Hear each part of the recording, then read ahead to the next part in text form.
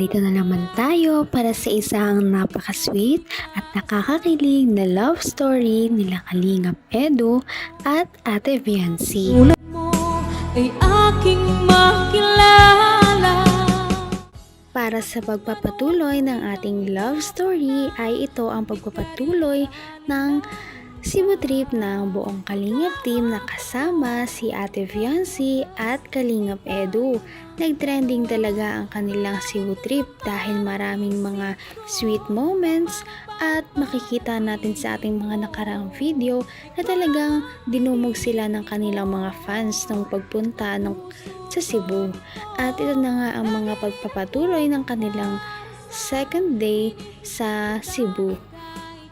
Pagkatapos nga nila na magpunta sa iba't ibang lugar, ay pumunta na nga sila ngayon sa isang zipline. At pagka zipline nga ni Kalingap Edu at Viancy ay talaga namang kinabahan sila ng todo-todo, sobra-sobra. Kaya naman di na nga daw sila nakapag-video nung nasa mismong zipline na sila. Nakakatakot pag nasa rin.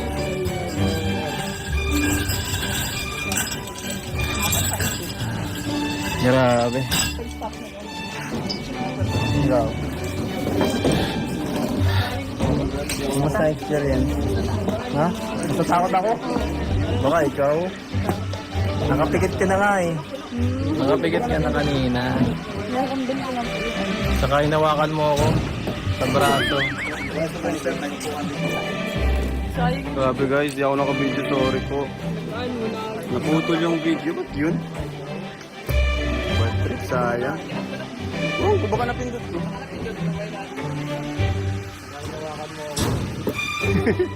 Tawag sa Benzi. Tawag ka ba? Saan ka ba, no? Grabe, naglambot yung ano ko. Pag nandun na saan? Grabe dahil kahit ang mga pinakamalakas sa Kalingap team ay talaga namang kinabahan at nanlambot ang mga tuhod noong sila ay sumabak sa zipline. Kaya naman sila ay medyo nagtawanan dahil nakalimutan nga nila na press ng button sa kanilang camera dahil nga sobrang kabang-kaba na rin sila noong nasa zipline na sila. Kaya naman sayang daw dahil hindi nila na-capture ang moment. Ngunit ganun pa man ay okay lang naman iyon dahil sila ay safe na nakarating sa kabilang dulo ng zipline. Pagkatapos nila makarating doon ay pumunta na sila sa isang nakatagong falls at dito ay mas marami pang mga funny moments na nangyari sa kanila dahil ang buong Kalingap team ay nagkaroon ng challenge na tumalon sa isang parang bangin at lumanding sa tubig at ito na nga ang mga nangyari.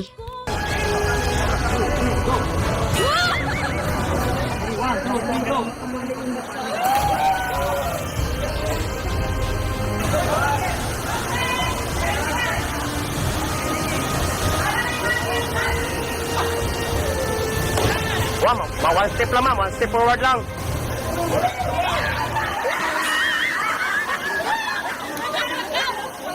Ma'am, sabay lang kayo sa guide ma'am. Pwede ra. Sabay ka sa guide.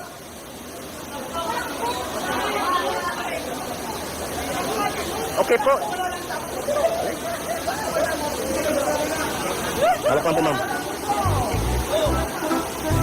Dito ka lang, dito ka tanong ko. Tatay daw ka rin ako. Yan, 2 meters. Dito po ma'am, dito po ma'am. Mababa lang. Parang dito natin makikita na si Kalingap Edu ay parang medyo may takot nga pala siya sa medyo matataas na lugar. Parang si Viancy din. Ngunit medyo nag-alangan siya na tumalon doon sa bangin dahil medyo mataas-taas pala ito at hindi niya ito agad na-realize. Ngunit sa ending din naman ay talagang tumapang siya at inipon niya ang kanyang lakas ng loob para lamang makatalon doon sa bangin para hindi naman siya mapahiya kay Ate Viancy. Dahil si Ate Viancy ay talagang buong tapang na tumalon din doon. Ngunit natawa ang lahat dahil nung si Ate Jackie na ang tatalon doon sa may bangin ay talaga namang sobrang tagal dahil hindi siya makababa. Dahil takot na takot nga siya doon, kaya naman medyo bumaba pa siya ng kaunti para lamang tumalon doon sa medyo mas mababa na para ma-survive niya yun. Ganun pa man, nag-enjoy silang lahat.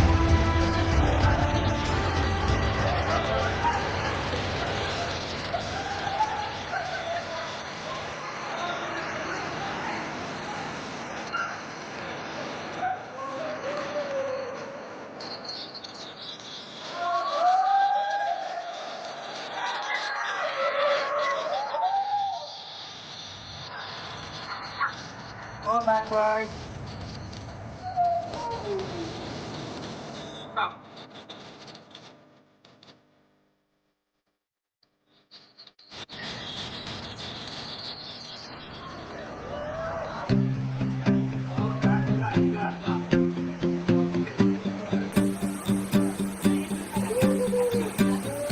I'm an expert at overthinking things that I shouldn't. Grabe ang adventures nila sa Cebu. Mas matindi kumpara noong sila ay nasa Palawan dahil ngayon ay meron pa silang zipline, tumalon pa sa tubig, meron pang nagpa-slide sa mga bato para lamang makapunta sa kabilang tubig. At dito nga ay nakikita natin na talaga namang nag-e-enjoy ang buong Kalingap team. Nagkaroon sila ng maraming pictures na talaga namang pwedeng-pwede i-post sa IG o di kaya naman sa Facebook dahil napaka-cute nilang tignan. Lahat sila ay talagang sobrang saya na nag-take ng mga pictures at manghang-mangha sa paligid. Napakaganda kasi ng kanilang pinuntahan at marami silang mga activities na ginawa na doon lamang nila na-experience. Kaya ito talagang Cebu trip na ito ay talagang hindi nila makakalimutan. At ang once in a lifetime na experience na ito ay sobrang halaga para sa kanila.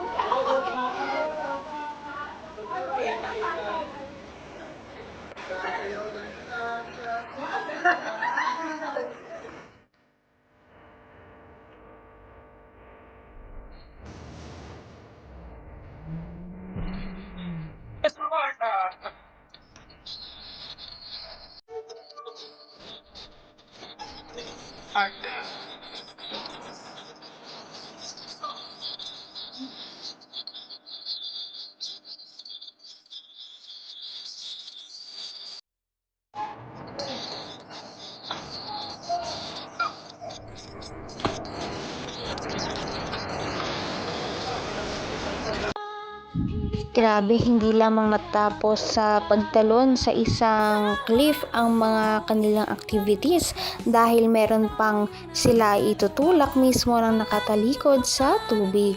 At ito rin naman ay kahit nakakatakot, sobrang exciting. Kaya talagang na-enjoy din ito ng buong Kalingap team. Napakarami na nga nilang mga pictures at mga memories na talaga namang babaunin sa kanilang pag-uwi na talagang sure na magdadala sa kanila ng saya kapag naalala nila yung mga moments na nandoon talaga sila sa Cebu.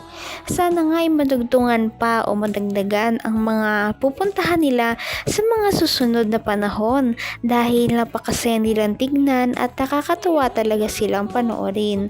Sana ay mas dumami pa ang kanilang supporters at mga videos. Kaya naman, sana ipatuloy natin silang suportahan at mahalin si Viancy, si Kalingap Edu at ang Kalingap team. Yun lamang at maraming salamat sa panonood. Abangan natin kung magkakatuluyan ba talaga si Kalingap Edu at Viancy. Hanggang sa muli. Bye! Ngayon'y abot kamay na kita. Mahal